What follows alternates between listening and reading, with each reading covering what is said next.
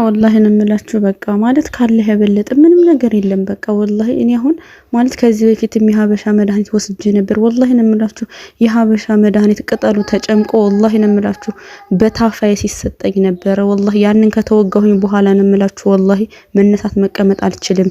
በቃ ሰው ነው የሚያነሳኝ የሚጥልኝ የነበረ ግን ሁሉም ነገር አላህ ሲል ነው የሚሆነው والله እንምላችሁ አላህ አንዳንዴ ሲፈትን አላህ ለበጎ ነው ይያል ውስጡን እንት ማለት ነው والله በጣም ነው እንጃ እኔ አልহামዱሊላህ ረብል ዓለሚን በቃ ማለት ምተርፍ ምን በቃ ነው እንደዚህ ድኜ ሰው ጋር እንደዚህ ማወራ ምናምን ሁሉ አይመስለኝም ነበር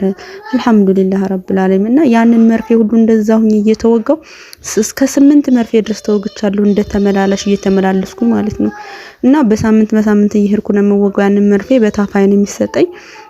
እና ያንን ስወጋ ከተወጋ በኋላ በቃ ዛሬ በቃ መንቀሳቀስ አልችልም በቃ ራሴንም ሳትንም ማረጉ መንቀሳቀስ አልችልም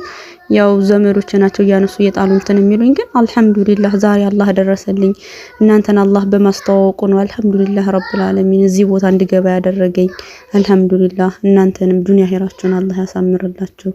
ኢንሻአላህ ደግሞ እንደኔ የሚሰቃዩ ወንድሞችን እህቶችን ደግሞ ኢንሻአላህ ወደዚህ ኑ ይያልኩኝ ኢንሻአላህ ወላሂ እንጃ ቃላት ነው የሚያጥረኝ ሰላም አለይኩም ወራህመቱላሂ ወበረካቱ